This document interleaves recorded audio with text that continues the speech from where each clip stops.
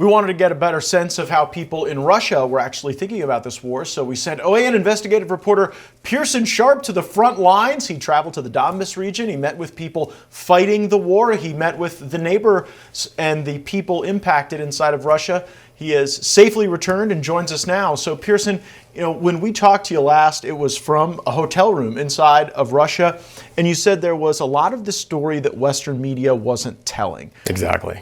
Who do you think are the best storytellers? Who are the people, the troops, the people who live in neighborhoods, the people in the faith community? Who are the people that really are telling what's going on right now? Probably the best people to tell this story are the people in the Western media who have never been to Russia.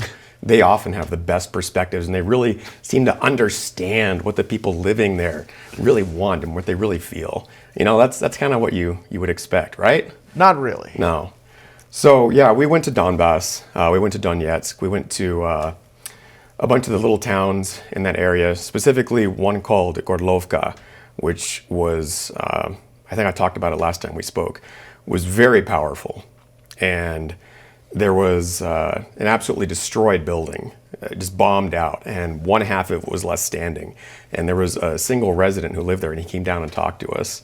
And the story that he told was heartbreaking about how just his life had been turned upside down. The town had been destroyed for, this didn't start in 2022. This has been going on since 2014. And that town has been bombed over 20,000 times in the last 3 years.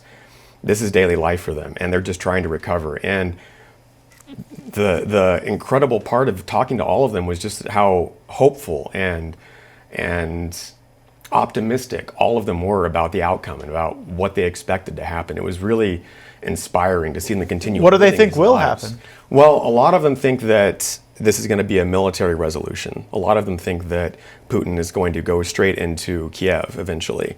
Others, do they think Ukraine will then be part of Russia? Well, that's the expectation. Yeah, that is the expectation. And I think for so that's what people inside Russia think the war is about. They think the war is about conquering Ukraine. Conquering is a strong word. I don't think they look at it that way. I think they look at it that way. Bringing Ukraine back to Russia, because they see Ukraine as being part of Russia. And right now it's being basically illegally occupied by terrorists, a terrorist regime.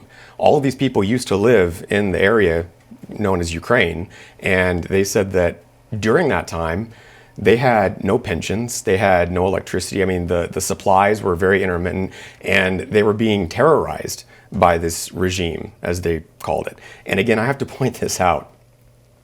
This is not me saying this. These are the words of the people that I talked to there, because I've posted a couple of these comments and a couple of these stories online, and the hate, the immediate vitriolic hate that comes from the people on the pro-Ukraine side is astonishing. And I try and point out, you're not arguing with me. I'm just here giving the message. Do you think the people in Russia, with that perspective that you laid out, are ready for this to drag on another 5-10 years, if that's what it takes in this war of attrition environment we seem to be in? I don't think anybody wants that, but I think they're prepared to do that. Because for them, this is do or die. This is a civilizational question. They view Russia as up against a wall in the absolute corner, and they have to protect that. And if they lose Ukraine, they lose everything. I got an exclusive interview with Alexander Dugin, who's very close to Putin. He's very involved in Russian politics. And he said that Ukraine is existential for Russia.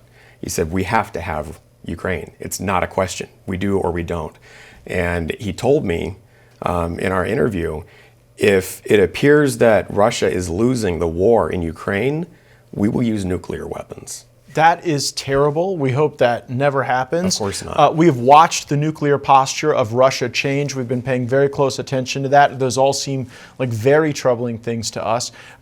Do people in Russia know the impact of the use of nuclear weapons that close to where they live?